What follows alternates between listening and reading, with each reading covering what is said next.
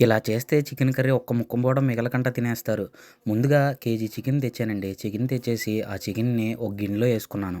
ఆ గిన్నెలో యేసుకున్న తర్వాత ఆ చికెన్‌ని ఫుల్లుగా వాష్ చేసుకున్నానండి. నీట్‌గా రత్తమంతా పోయేదాకా వాష్ చేసుకోవాలి నీట్‌గా. ఒక 2, 3 సార్లు వాష్ చేసుకున్నామంటే చికెన్ అనేది నీట్‌గా ఉంటుందన్నమాట స్మెల్ లేకుండా. చూసారా? 2, 3 టైమ్స్ వాష్ చేశాను నేనైతే ఖచ్చితంగా. ఆ చికెన్ అనేది ఇలా నీట్‌గా క్లీన్ చేసుకున్నాక ఒకసారి చూడండి ఎలాగుందో. ఆ చికెన్ ఏదైతే ఉందో కడిగిన తర్వాత చిన్న చిన్న ముక్కలు కోసుకుందాం. ఎందుకంటే మనకి చికెన్ షాప్‌లో పెద్ద పెద్ద ముక్కలు కొట్టేస్తారనమాట అవి. ఇక్కడ మనం చిన్న చిన్న ముక్కలు కోసుకుంటే కూరలో అనేది తొందరగా ఉడికిపోతాయనమాట. అందుకోసం నేను పెద్ద పెద్ద ముక్కలు ఏవైతే ఉన్నాయో ఆ యొక్క ముక్కల్ని చిన్న చిన్న ముక్కలుగా కోసుకుంటాననమాట. ముక్క బాగా ఉడకడానికి. చూసారా? ఇలా చిన్న చిన్న ముక్కల కింద కోసుకున్నట్లయితే మనకి కూర అనేది సింపుల్‌గా అయిపోతుంది. తొందరగా ఉడికిపోతుందనమాట ముక్కలు. ఆ గిన్నెలో యేసుకొని మళ్ళీ ఇంకొకసారి చికెన్‌ని వాష్ చేసుకుంటే చికెన్ అనేది నీట్‌గా ఉంటుందనమాట. తర్వాత ఉల్లిపాయలు తరిగేసుకోవాలండి. ఉల్లిపాయలు, పచ్చిమిరపకాయలు తరుక్కోవాలి. ఉల్లిపాయలు, పచ్చిమిరపకాయలు నేనైతే కట్ చేసేసుకున్నాను. పచ్చిమిరపకాయలు కూడా చూడండి అలా కట్ చేస్తున్నాను.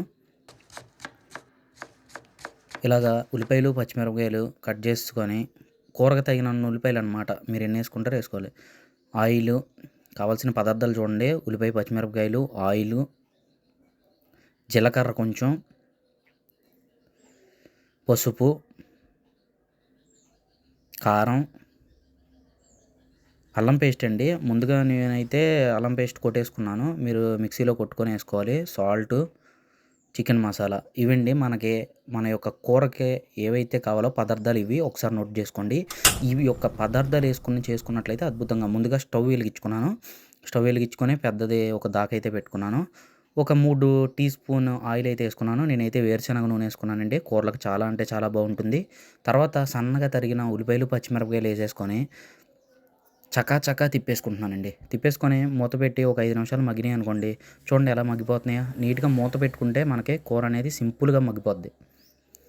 తర్వాత లైట్‌గా మగ్గిన తర్వాత కొంచెం జీలకర్ర యేసుకున్నాను.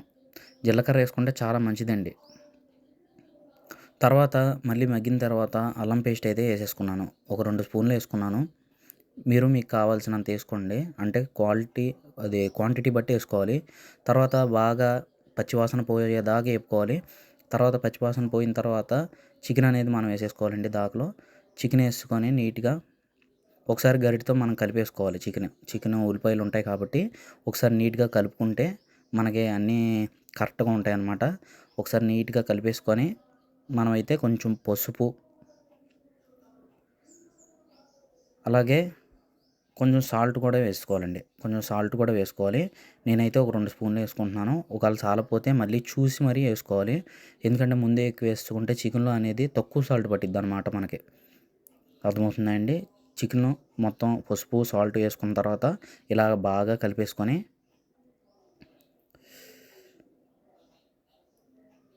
నీట్‌గా మొత్తం మిక్స్ అయ్యేలాగా నీట్‌గా కలిపేసుకొని మూత పెట్టుకోవాలండి. ఇలాగా ఒక 10 నిమిషాలు మగ్గనిచ్చారంటే చూసారా చికెను ఇలాగ ఉప్పు మనకి ఇది ఏసాం కదా! ఉప్పేసాం, పసుపేసిన తర్వాత ఇలా ఒక 5 నిమిషాలు మగ్గితే మనకు ముక్క అనేది సింపుల్‌గా సాఫ్ట్‌గా ఉడుకుద్దండి. మనం తర్వాత వాటర్‌లో ఉడికేది వేరు. ముందుగా ఇలా గాని మనం ఉడకబెట్టుకున్నట్లయితే ముక్క మనకు సింపుల్‌గా ఉడికిపోద్దనమాట. అందుగురించే నేను దాదాపు ఒక 15 నిమిషాలు ఉడకబెట్టాననమాట. ముక్క సాఫ్టీగా ఉంటుంది మనకి. తర్వాత మళ్ళీ మూత పెట్టేసుకోండి ఒకసారి. బాగా మధ్య మధ్యలో ఒక 5 మినిట్స్‌కి, ఒక 10 మినిట్స్‌కి అలా కలుపుకున్నట్లయితే మనకు ముక్క అనేది బాగా ఉడుకుద్ది. చూడండి ఎంతలాగా చక్కగా ఉడికిపోయింది ముక్క అనేది. చూసారా? బావుంటదండి. ఇలా వండుకుంటే ఈ ఫ్లేవర్ కూడా బావుంటది. తర్వాత నేనైతే కారం యాడ్ చేసుకుంటున్నానండి. ఒక 2 స్పూన్‌లయితే. 2 స్పూన్‌లు కారం యాడ్ చేసుకొని చూడండి చకా తిప్పేసుకుంటున్నాను మళ్ళీ. కారం ఏసిన తర్వాత ఒక 2 నిమిషాలు మగ్గనిచ్చి తర్వాత వాటర్ ఏసుకుంటే మనకి సరిపడా ఏసుకోవాలి. గ్రేవీకి సరిపడా వాటర్ ఏసుకొని ఉడకనిస్తే చూడండి ఎలా ఉడుకుతుందో. ఇలా ఉడుకుతున్న సమయంలో మనం కొంచెం అల్లం పేస్ట్ ఏసుకోవాలండి. ఇలా ఉడుకుతున్న సమయంలో కొంచెం లాస్ట్ మూమెంట్‌లో మనం కూర దింపేసి ఒక 10 నిమిషాల ముందు అల్లం పేస్ట్ ఏసుకున్నట్లయితే మసాలా అనేది ముక్కలకు గూడా బాగా పట్టిద్దండి. మనం ఇంకా వేరే మసాలాలు, గరం మసాలాలు అన్నీ ఏమి వేయట్లేదు. అల్లం పేస్ట్ మాత్రమే. ఓల్డ్ స్టైల్ ఎలా ఉందో అల్లం పేస్టు ఆ విధంగా ఏసి బాగా మగ్గనిస్తామనమాట. అప్పుడు లాస్ట్‌లో ఏసే అల్లం పేస్ట్ ఏదైతే ఉందో అది ఫ్లేవరు అద్భుతంగా ఇస్తుంది కూరని. తర్వాత లాస్ట్‌లో ఒక చిన్నటి చిటికెడు ఏసుకున్నాం మనం చికెన్ మసాలా. చికెన్ మసాలా ఏసుకొని ఒకసారి తిప్పేసుకుంటే మన కూర రెడీ అయిపోయిందంతే. చూడండి ఎంత గ్రేవీ వచ్చిందో నీట్‌గా. ఇలా గ్రేవీలో కర్రీ కలుపుకొని తింటే అద్భుతం.